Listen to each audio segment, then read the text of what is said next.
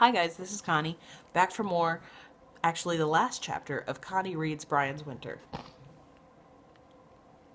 And my sinuses would totally fill up right now. We are at the epilogue, which means we are at the end of the book. I want to take an opportunity to say thank you guys for reading this with me.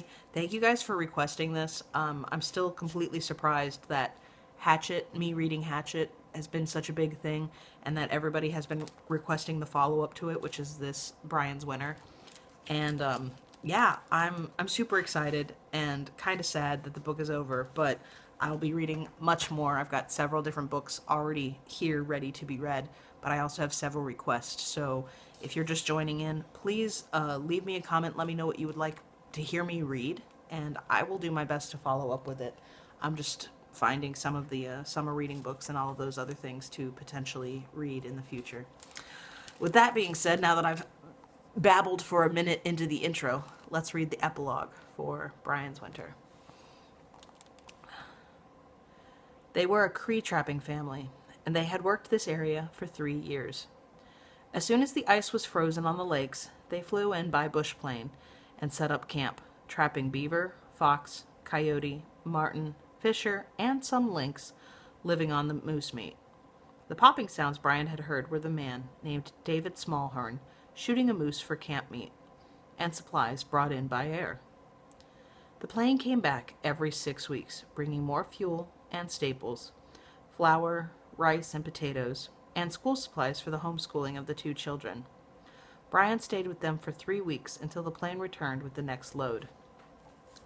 The Smallhorn family were scrupulously polite, and because they had lived in the bush and didn't have television, they knew nothing of Brian's disaster. They thought he must be another trapper. It wasn't until after they'd eaten beaver meat broiled over a small metal stove in the log hut that David leaned over and asked, How come is it you have skin for clothes and stone arrowheads? You look like one of the old way people."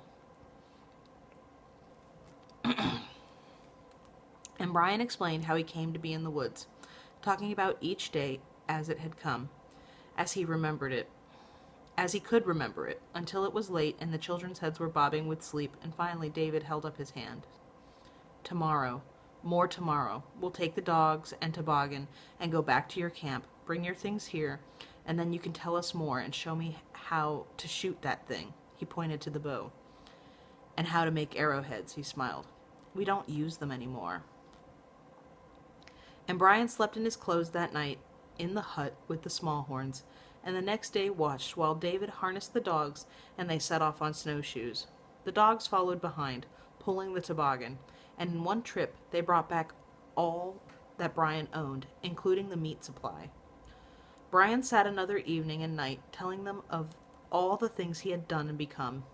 He showed them the bows and fish spears and the killing lance while they ate boiled potatoes and moose hump and had coffee thick with sugar. The next morning, Brian went with David on his trap line.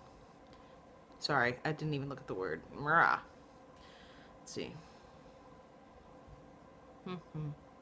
He showed them the bows and fish spears and killing lance while they ate boiled potatoes and moose hump and had coffee thick with sugar. And the next morning, Brian went with David on his trap line. They walked on snowshoes while the dogs followed, pulling the toboggan to load dead beaver from trap sets. And it came to be that within a week, Brian was almost part of the family, and within 2 weeks, he had to force himself to remember living alone and surviving. By the 3rd week, when he watched the bush plane circle and land on the lake ice on skis, the truth was he almost didn't want to leave. The woods had become so much a part of his life. The heat of it seemed to match his pulse, his breathing, that as he helped the Smallhorns and pilot unload, he felt as if he were unloading gear and food for himself, as well as the family, as though he would be staying to watch the plane leave. But when it was done and everything unloaded, the pilot looked at him and nodded to the sky. "There's weather coming in. I want to be gone before it hits." Brian stood by the plane, his hand on the wing strut, looking at the Smallhorns, who were standing by the pile of supplies. In the long hours of darkness, they had sipped tea and eaten greasy beaver meat and talked. And David knew Brian enough to know why he hesitated.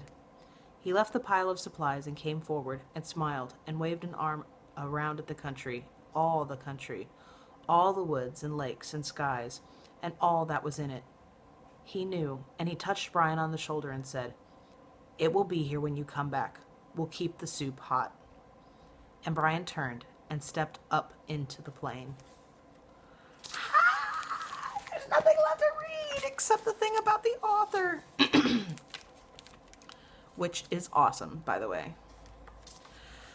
About the author. Gary Paulsen is the distinguished... wow. Can't even get through the first sentence. Gary Paulsen is the distinguished... Say the word, Connie. Gary Paulsen is the distinguished... I'm so excited and kind of bummed at the fact that this is over that my mouth doesn't want to say the word distinguished. Gary Paulsen is the distinguished author of many critically acclaimed books for young people, including 3 Newbery Honor books, The Winter Room, Hatchet, and Dog Song. Everything's getting tight. His novel, The Hay Meadow, received the Western Writers of America Golden Spur Award. Among his newest books are The Glass Cafe, How Angel Peterson Got His Name, Caught by the Sea, Guts, The True Stories Behind, Hatchet, and the Brian books, The Beet Fields, Alita's Song, A Companion to the Cook Camp, Soldier's Heart, The Transall Saga, My Life in Dog Years, Sarnie, A Life Remembered, A Companion to Nightjohn, Brian's Return, and Brian's Hunt, Companions to Hatchet, Father Water, Mother Woods, and 5 books about Francis Tuckett's adventures in the Old West. Gary Paulsen has also published fiction and nonfiction for adults, as well as picture books illustrated by his wife, the painter Ruth Wright Paulsen.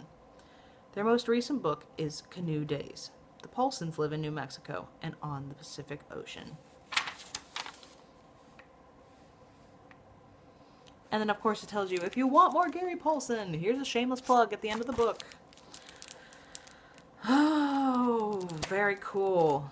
So, now I have finished it.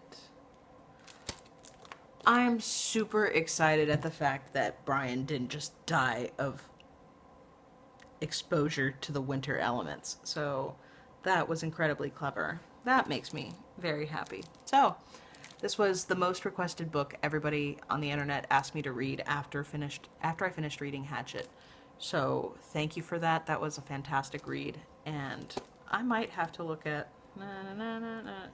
Don't miss the other Brian books. Oh, there are 3 more Brian books. Well, I think we know what we'll attempt to try and find at the library next. But until then, I'll be picking up some of these other books that I have left to the side because I wanted to find something that brought a little less suck to the world, and so I wanted to do this as a fan favorite for you guys. So thank you again so much. I've really enjoyed reading these books, even if my throat and voice and words and phrases and things don't want to work. So there are 3 other books, it says on the back of this book. Don't miss the other Brian books. There's The River, Brian's Return, and Brian's Hunt. Available in 2004 from Wendy Lamb Books. So this book is we're just catching up with these.